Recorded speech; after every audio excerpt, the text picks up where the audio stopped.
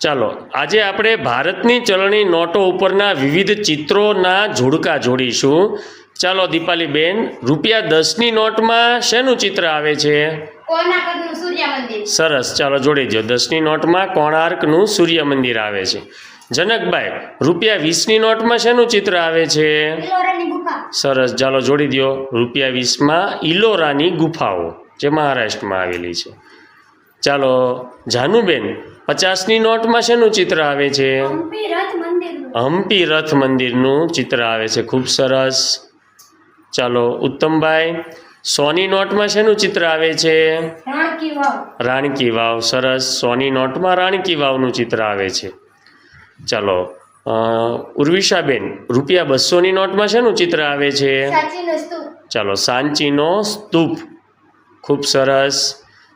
શુભમભાઈ, 500ની નોટમાં લાલ કિલ્લો. લાલ કિલ્લો. ખૂબ સરસ.